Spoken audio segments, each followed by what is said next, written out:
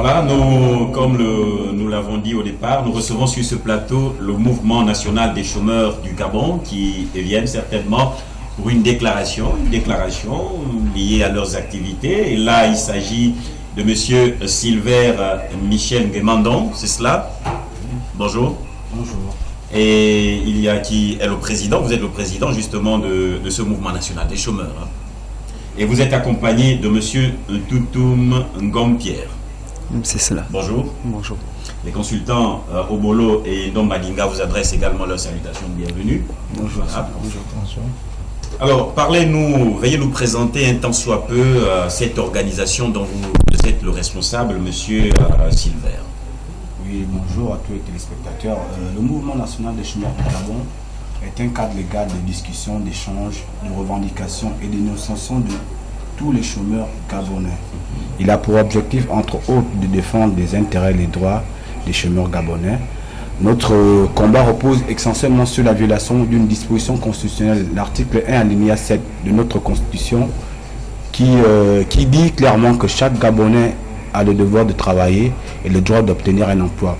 Au regard des proportions du chômage, du taux de chômage au Gabon, nous nous rendons compte effectivement que cette disposition n'est pas respectée, parce qu'aujourd'hui nous sommes partis de 20% en 2009 à 29% en 2016. Ça veut dire clairement que les pouvoirs publics, la politique d'emploi au Gabon est défaillante.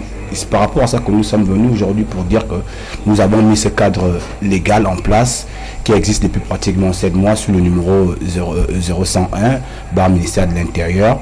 Donc c'est un peu ça. Donc c'est à la suite de ces constats néfastes selon vous, à la suite de ces analyses, à la suite de ces frustrations que vous avez dû mettre sur pied ce mouvement qui va certainement regrouper ou qui regroupe déjà l'ensemble des Gabonais n'ayant la possibilité de s'offrir un emploi. Alors pouvez-vous nous dire, tant soit peu, quelles sont les entreprises, les différentes initiatives que vous avez entreprises sur le terrain, peut-être visant à crédibiliser davantage ce cadre? Bon, comme entreprise, il faut déjà dire que nous avons... Quelles sont les actions que vous avez mises? Les actions, nous avons déjà procédé à des campagnes de sensibilisation qui visent naturellement à un recensement de tous les chômeurs gabonais vivant à Libreville, compte tenu de nos moyens naturellement. Et donc, nous avons recensé au niveau de Libreville, donc les 6 arrondissements, nous sommes à 18 211 chômeurs dans les 6 arrondissements de la commune de Libreville. 6 300 adhérents. Et comme entreprise, nous avons naturellement rencontré le ministre du Travail pour avoir un échange avec lui. Et au sortir de cet échange, le ministre nous laissait entendre que le chômage n'était pas, d'après lui, le chômage n'était pas vu selon les autorités comme nous l'apercevons, dans la mesure où il y a des mesures, sinon des actions qui ont été entreprises ou menées par les autorités en place pour résoudre la question du chômage. Mais nous pensons au sein du mouvement national des chômeurs du Gabon que rien n'est fait, parce que le plan stratégique Gabon émergent proposé par le président de la République, M. Ali Bongo Ondimba, dans ce plan stratégique, le président promettait des emplois, la création des entreprises qui naturellement devaient générer de l'emploi. Or, au regard de ce que nous apercevons aujourd'hui, il n'en est rien. Sinon, nous croyons que le chômage est entretenu par le pouvoir, dans la mesure où, je vais prendre les exemples pêle-mêle, comment dans un pays comme le nôtre, un pays qui se veut compétitif, on peut fermer des entreprises. On va prendre l'exemple du complexe hôtelier, le Maïcha, qui employait plusieurs Gabonais. Donc, c'est plusieurs familles qui sont, on va dire, à qui le pouvoir a décidé d'arracher le pain. Alors, nous allons certainement y revenir. Et vous avez tout à l'heure parlé du recensement, de la sensibilisation, et vous avez bel et bien parlé de quelques arrondissements déjà sensibilisés et avec un nombre bien précis de personnes déjà enregistrées. Mais qu'en est-il exactement de l'intérieur du pays? Bon, vous dites mouvement national. Oui, nous avons déjà les dispositions donc les statuts de notre mouvement. dans ces statuts, nous avons créé des bureaux provinciaux. Et donc, nous sommes représentés à l'intérieur du pays, dans deux provinces. On va parler de l'Ogooué maritime et du Moyen-Ogooué. Au niveau du Moyen-Ogooué, nous avons monsieur encore Jean Christian, qui est notre point focal. Donc, sinon le représentant du mouvement de ce côté. Et au niveau de l'Ogooué maritime, nous avons monsieur Nzambé Emery. Donc, on parle naturellement de moyens. Nous voulons naturellement nous étendre l'ensemble du territoire national. Mais compte tenu de nos maigres moyens, nous ne pouvons pas le faire maintenant. Et donc, c'est avec le temps, nous voulons naturellement nous étendre sur l'ensemble du territoire. Alors, justement, puisque votre initiative vise justement à permettre aux différents compatriotes de pouvoir se réinsérer dans la société, s'offrir un statut bien particulier. Il vous souviendra certainement que le chef de l'exécutif, M. Ali Bongo Ndimba, a initié un bon nombre de projets visant certainement à garantir aux jeunes Gabonais des emplois, la diversification même de l'économie gabonaise. Et on parle justement du projet Un jeune, un métier. À ce niveau, quelle peut être votre approche et votre commentaire, Monsieur le Président?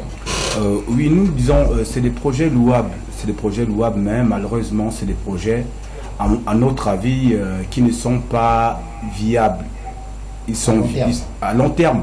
Parce que c'est ça le souci, c'est qu'on lance des projets, mais ce que nous recherchons aussi, c'est la viabilité. Nous, on dit qu'un jeune un métier, ce n'aurait été un projet. Nous, on veut un jeune, un métier, un emploi, parce que l'État n'a pas pour vocation de former les chômeurs. L'État a pour vocation de former des gens qui seront employables demain. Parce qu'en l'état actuel des choses, nous nous rendons compte qu'il n'y a pas eu une planification, parce que gérer, c'est prévoir, gérer, c'est planifier.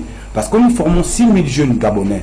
Est-ce qu'on a 6 000 emplois, quel qu'il soit l'emploi, parce qu'on parle de l'emploi où il y a l'employeur et l'employeur, on parle de l'auto-emploi, ce qui nécessite créer des PME qui vont à long terme aussi générer d'autres emplois. Nous disons que c'est une arnaque et c'est une propagande.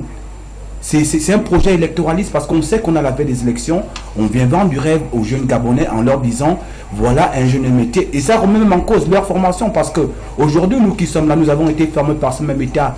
Mais comme quel État qui veut former les gens qui sont à la maison, nous on leur pose la question que nous qui sommes formés, que faites-vous de nous? Parce que logiquement on ne peut pas vouloir quelque chose sans contraire. Nous avons signé des engagements décennaux qui disent clairement que moi je te forme, mais toi tu travailles pour moi pendant 10 ans. Mais nous on remplit notre part de mission, le contre-temps pour moi. Mais la leur est à quel niveau? Depuis 10 ans, depuis 15 ans, on attend, ça ne vient pas. Mais il est temps qu'on se lève, qu'on dise. Parce que le travail n'est pas un don. C'est un droit, c'est écrit noir sur blanc dans la Constitution gabonaise. C'est-à-dire que si nous ne nous levons pas pour dire il faut que ce droit nous soit restitué, et personne ne le fera à notre place. Et nous pensons qu'un jeune métier, c'est vraiment c'est un pur projet, c'est un effet d'annonce, parce que après les élections, on se retrouvera pour dire que ça a été encore un éléphant blanc, comme d'habitude. Monsieur Obolo? Oui, déjà, ils ont dit tout à l'heure, les membres de cette association mouvement. Un mouvement national des chômeurs du Gabon. Que vous avez rencontré le ministre. Mais là, vous êtes en train de donner beaucoup d'éléments sur ce plateau. Est-ce que ces mêmes éléments, vous les avez portés à la connaissance du ministre? Quelle a été sa réponse par rapport à votre vision, justement, de ces formations qui sont faites, mais qui ne prennent pas en compte, justement, la prise en charge des gens qui sont formés dans l'avenir, justement, en matière d'emploi? Mais on a été choqués par rapport aux propos que le ministre a tenus. Parce que moi, je vais d'abord le lui rappeler aussi sur ce plateau, parce qu'il aurait dit qu'à Port-Gentil, on ne licenciait pas. Quand on sait que nous, on a des informations qui nous parviennent tous les jours, les gens qui nous appellent, nous étant un cadre légal de chômeurs. On va rappeler déjà de quel ministre il s'agit? Le ministre du Travail et de l'Emploi. Monsieur Simon Toutoumeman. Nous avons eu un échange de 4 heures de temps dans son bureau, nous avons échangé. Et les politiques qu'il préconise ou bien qu'ils ont mises en place ne cadrent pas avec le contexte actuel. Nous avons été choqués par rapport à ce qu'il a dit. On a dit, il est hors de question qu'on continue toujours à faire ça. Par exemple, du projet Un jeune métier. Voyez-vous qu'on va, une fois formé, on va remettre des kits. Nous, on lui a posé la question, après les kits, qu'est-ce qu'ils font? Si quelqu'un est coiffeur ou bien cordonnier, il fait quoi? Il va se balader avec son kit dans le sac.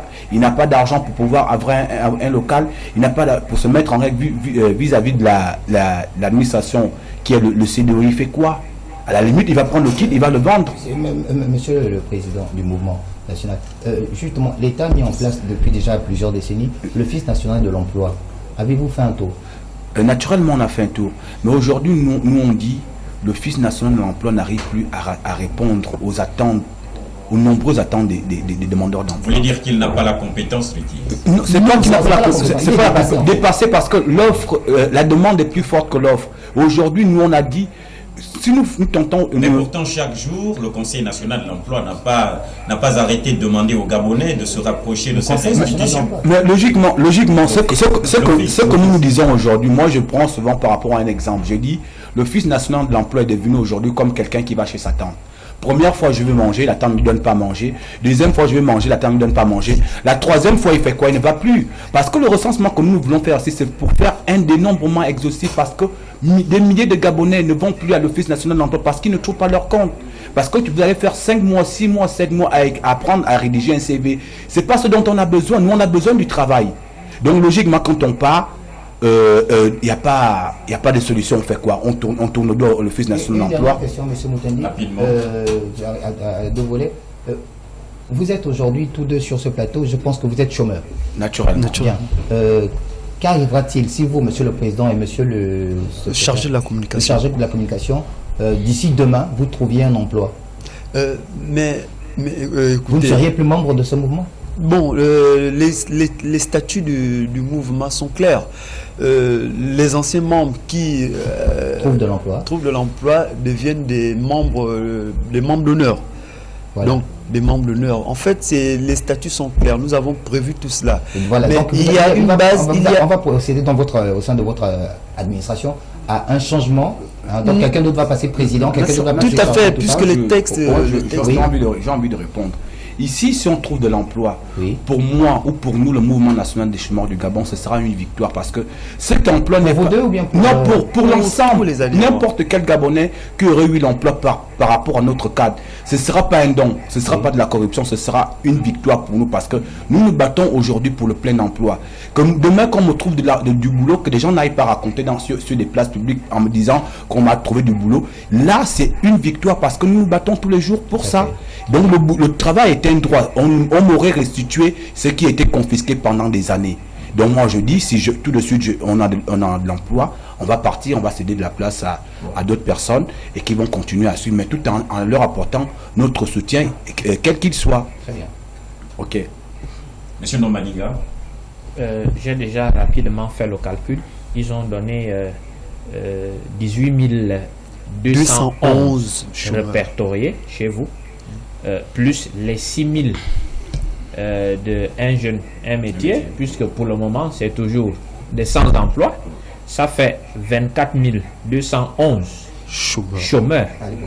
Rien que ce qui est officiel. Vous imaginez ceux qui ne sont pas encore répertoriés. Et ça me... C'est choquant. Enfin, je suis choqué au plus haut niveau. Pour dire que, parlant de M. Ntoutumeman, je vais ajouter M.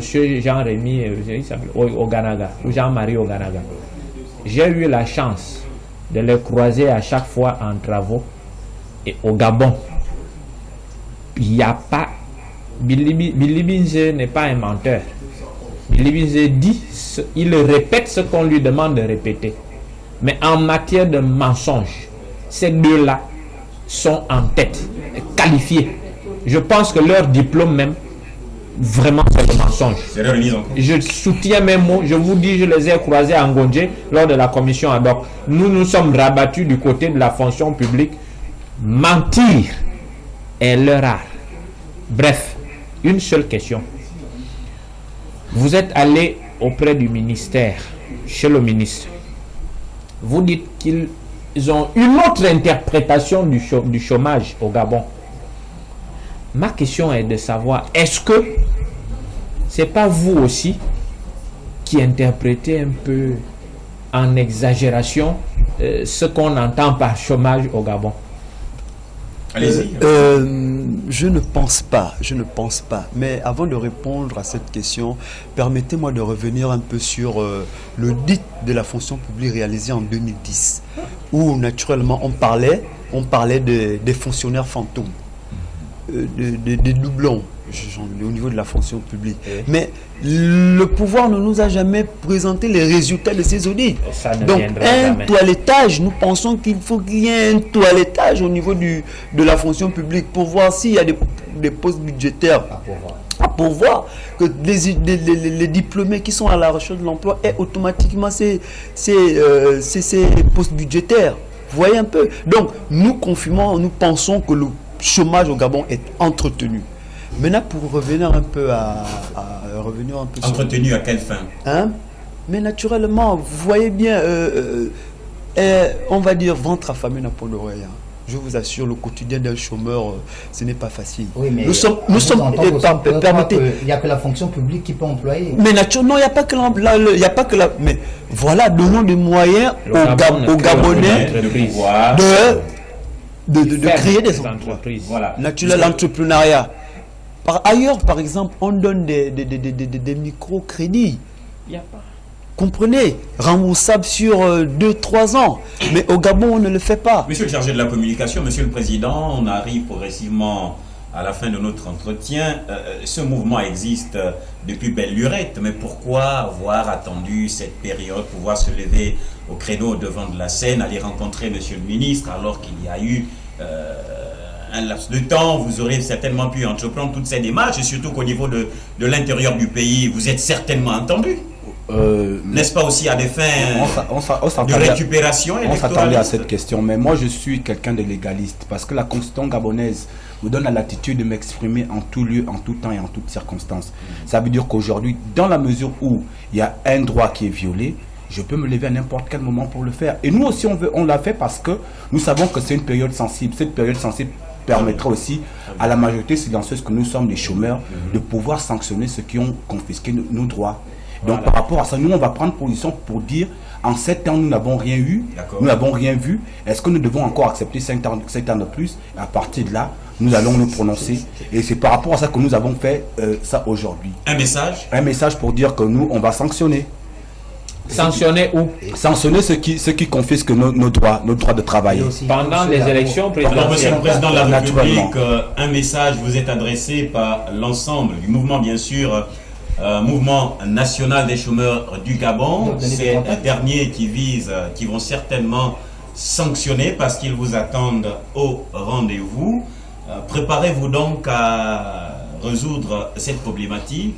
Ne soyez pas sourds à ces appels, comme pouvait le dire M. Dinzou Bandama tout à l'heure. Ne soyez pas sourds à ces appels. Écoutez, ce sont là les appels de vos compatriotes sollicitant leur accès, peut-être pas seulement à l'alternance, mais à l'obtention d'un emploi, ce qui d'ailleurs est un droit fondamental. Merci, messieurs, d'être passés sur le plateau de News TV. Un seul passage ne vous suffira peut-être pas pour tout dire. Revenez quand vous le pourrez, surtout sachant qu'il y a beaucoup à dire. Il y aura certainement une rencontre que vous aurez avec monsieur le ministre du Travail. Qu'en sera-t-il? Qu'est-ce qui ressortira de cette rencontre, cette prochaine rencontre? De toutes les façons, News TV est là et vous attendra. Merci d'être passé sur notre plateau. Nous allons recevoir ici le mouvement national libéral de la jeunesse, juste après le mouvement national des chômeurs. La transition, s'il vous plaît.